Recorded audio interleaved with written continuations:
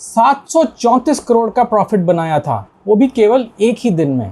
Retail trader क्या इतने बेवकूफ़ हैं कि 90% लोग लॉसेस कमाते हैं? रिटेल ट्रेडर इतना बेवकूफ़ नहीं है। 18 दिनों में उनका टोटल प्रॉफिट हो गया था 36,502 करोड़ रुपए। नमस्ते दोस्तों, मैं प्रवीण मलिक अपने इस YouTube चैनल पर आपका स्वागत करता हूं। 36,500 करोड़ का प्रॉफिट, क्या ये पॉसिबल है? बिल्कुल पॉसिबल है और ये हुआ भी है। सेबी की माने तो जेन स्ट्रीट ने 36,500 करोड़ का प्रॉफिट किया है और वो भी केवल 18 दिनों में। सेबी का कहना है कि जेन स्ट्रीट ने कुछ मैनिपुलेशन करी है। स्टॉक डेरिवेटिव्स, इंडेक्स डेरिवेटिव्स सब कुछ मिला के उन्होंने कुछ न कुछ मैनिपुलेशन करी है। क्या ऐसा संभव है? क्या ऐसा हुआ है? अब मैनिपुलेशन हुई है या नहीं हुई, ये तो समय ही बताएगा, क्योंकि केस अभी चल रहा है। लेकिन उससे भी महत्वपूर्ण बात यह है, क्या सेबी मैनिपुलेशन होने से पहले कुछ कर सकती थी? और सबसे महत्वपूर्ण बात तो ये है कि क्या आप कुछ कर सकते थे? रिटेल इन्वेस्टर कुछ कर सकता था ताकि उसके प्रॉफिट्स बने रहें, लॉसेस कम हो जाएं। तो इस वीडियो में हम यही समझेंगे कि सेबी क्या कर सकती थी और आप क्या कर सकते थे। तो बने रहिए आखिर तक इस वीडियो में। तो इस वीडियो को हम 5 भाग में समझेंगे। पहले भाग में समझेंगे कि जेन स्ट्रीट ने आखिर किया क्या मैनिपुलेशन करी। दूसरे भाग में हम समझेंगे कि ये इतना सीरियस क्यों है, ऐसा क्या है जिससे हमको और आपको फर्क पड़ता है, सानुकी। और तीसरे भाग में हम समझेंगे कि क्या पहले ऐसा हो चुका है, क्या कभी ऐसी मैनिपुलेशन पहले भी हुई है। कुछ उदाहरण देख लेंगे और समझेंगे कि हिस्ट्री में ऐसा कब कब हुआ है और क्या क्या हुआ है। और चौथे भाग में समझेंगे कि इसके लिए सेबी पहले क्या कर सकती थी। और पांचवा सबसे महत्वपूर्ण बात ये समझेंगे कि रिटेल इन्वेस्टर क्या कर सकता है, हम और आप क्या कर सकते हैं ताकि हम इस मैनिपुलेशन से बच पाएं, अपने घाटे कम कर सकें और अपने प्रॉफिट्स ज़्यादा कर सकें। तो सबसे पहले ये समझ लेते हैं कि जेन स्ट्रीट ने किया क्या। तो सेबी के मुताबिक 18 ट्रेडिंग डेज में जेन स्ट्रीट ने यह पैटर्न फॉलो किया। उन्होंने सबसे पहले बैंक निफ्टी के फ्यूचर्स और स्टॉक्स को खरीदा और काफ़ी मात्रा में खरीदा, जिसकी वजह से इंडेक्स ऊपर चला गया। फिर उसके बाद जब इंडेक्स टॉप पे था, उन्होंने कॉल ऑप्शंस बेच दिए और पुट ऑप्शंस खरीद लिए। और उसके बाद उन्होंने जो स्टॉक्स खरीदे थे और फ्यूचर्स खरीदा था, उनको डंप कर दिया। जब इंडेक्स बिल्कुल टॉप पे था, उन्होंने स्टॉक्स को और इंडेक्स फ्यूचर को डंप कर दिया, जिसकी वजह से इंडेक्स काफ़ी तेज़ी से गिरा। और इस गिरावट की वजह से उनको ऑप्शंस में भारी भरकम फ़ायदा हुआ। सेबी के मुताबिक जेन स्ट्रीट ने 17 जनवरी 2024 को 734 करोड़ का प्रॉफिट बनाया था, वो भी केवल एक ही दिन में। और 18 दिनों में उनका टोटल प्रॉफिट हो गया था 36,502 करोड़ रुपए। तो सेबी का ये कहना है कि जेन स्ट्रीट ने आर्टिफिशियली इंडेक्स को मैनिपुलेट किया। उन्होंने इंडेक्स को ऊपर नीचे किया और उससे भारी मात्रा में प्रॉफिट कमाया। अब प्रॉफिट कमाना तो ठीक है, लेकिन उसकी वजह से बाकी ट्रेडर्स को काफ़ी लॉस हुआ। ये एक मैनिपुलेशन है जिसकी वजह से बाकी ट्रेडर्स कुछ कर नहीं पाए। तो ये इतना सीरियस क्यों है? ये तो एक बड़ी सिंपल सी बात है। आपको लग रहा है कि इंडेक्स ऊपर जा रहा है और आपने इसीलिए एक कॉल ऑप्शन खरीद लिया, लेकिन आपको पता नहीं था कि इंडेक्स मैनिपुलेटेड है, वो आर्टिफिशियली ऊपर लेके जाया जा रहा है। जब वो इंडेक्स थोड़ा सा ऊपर चला जाता है तो आपको लगता है कि आप तो प्रॉफिट में हैं, लेकिन उसके बाद जो होता है वो तो आप सपनों में भी नहीं सोच सकते। उसके बाद स्टॉक्स और फ्यूचर को डंप कर दिया जाता है और इंडेक्स एकदम धड़ाम से नीचे गिर जाता है और आपको क्या देखना पड़ता है? बड़े बड़े लॉसेस। तो ये बहुत ही सीरियस मामला है। सेबी कहता है कि 90% of the retail traders make losses, मतलब 90% रिटेल ट्रेडर्स लॉस बनाते हैं। तो ये बड़ा ही सीरियस बात है।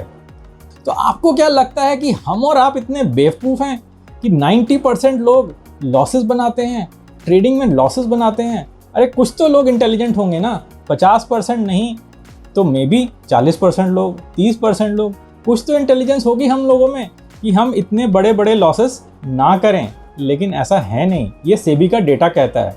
तो इसके लिए सेबी क्या कर सकता है? सेबी जो कर सकता है उसको तो हम चौथे भाग में समझेंगे। पहले ये समझ लेते हैं कि पहले भी कभी ऐसा हुआ है क्या? जी हाँ, बिल्कुल पहले ऐसा हो चुका है। मैं आपको 4 उदाहरण देता हूँ। पहला उदाहरण है कि 2007-8 में रिलायंस ने आरपीएल के शेयर में आर्टिफिशियली मैनिपुलेशन करी थी, जिसकी वजह से उनको 500 करोड़ का प्रॉफिट हुआ था।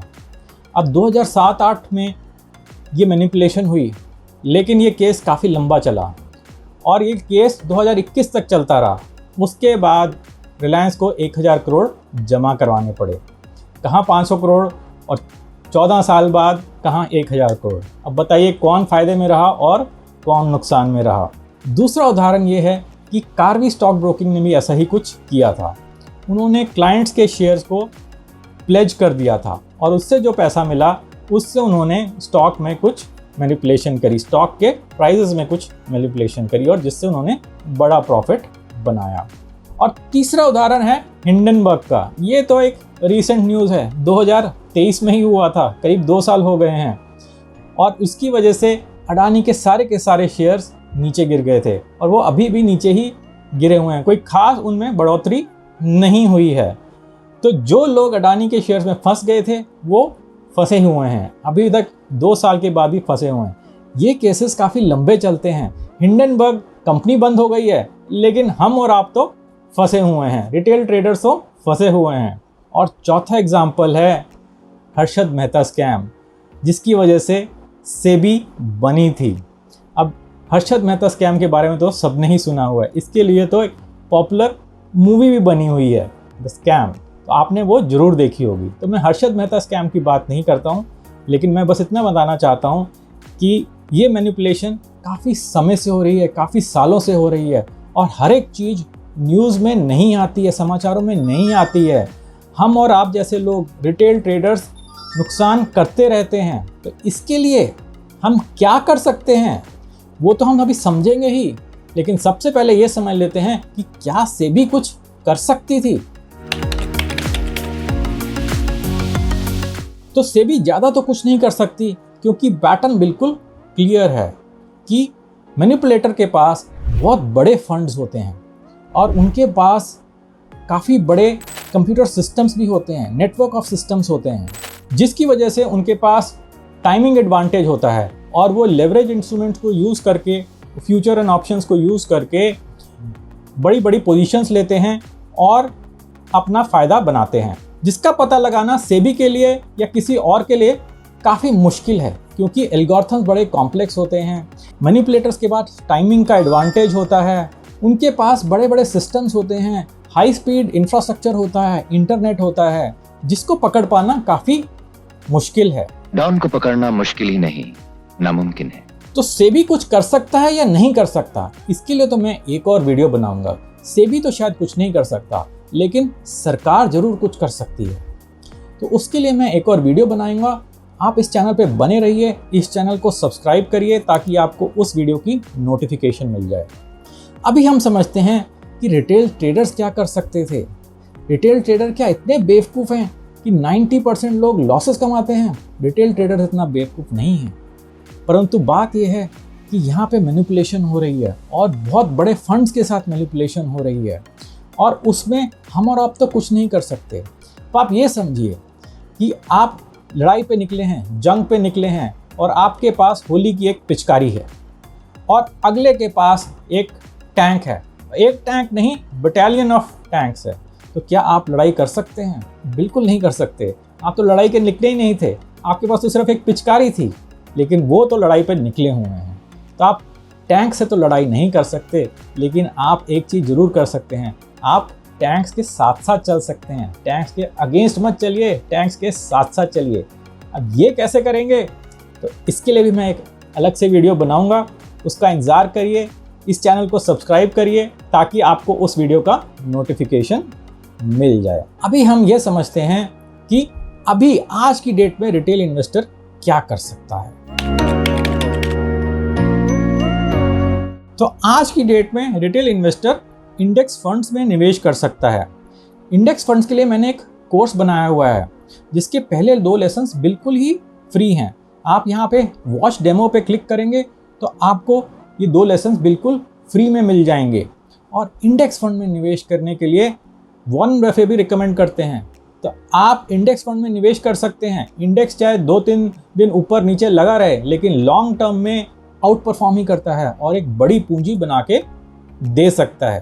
तो आप बोलेंगे ये भी कोई बात हुई, इंडेक्स फंड में निवेश करूंगा तो मेरे को कई साल लग जाएंगे, कई वर्ष लग जाएंगे, तब मेरे को कुछ प्रॉफिट मिलेगा।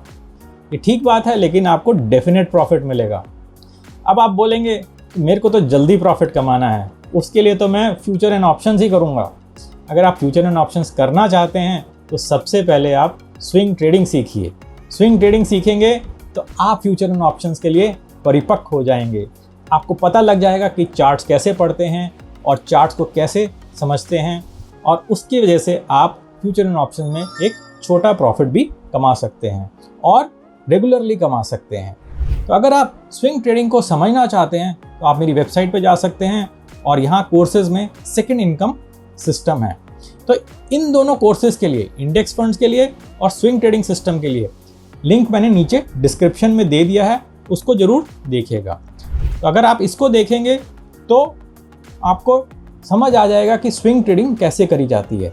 और अगर आप स्विंग ट्रेडिंग को समझ गए, चार्ट्स को समझ गए, तो उसके बाद आप फ्यूचर एंड ऑप्शंस में भी ट्रेड कर सकते हैं। तो चलिए मुझे बताइए कि आप क्या कर सकते हैं। नीचे कमेंट में लिख के मेरे को बताइए कि क्या हम किसी और तरीके से मैनिपुलेशन के ऊपर निकल सकते हैं। क्या हम जेन स्ट्रीट जैसों को पीछे छोड़ के या साइड में रख के कुछ अपने लिए भी प्रॉफिट बना सकते हैं। मुझे नीचे कमेंट में लिख के बताइए। आशा करता हूँ कि आपको ये वीडियो अच्छा लगा होगा और कुछ नई जानकारी मिली होगी। अगर आपको ये वीडियो अच्छा लगा है तो लाइक करिए और शेयर करिए। चलिए फिर मिलेंगे अगले वीडियो में कुछ नई जानकारी के साथ। नमस्ते और धन्यवाद।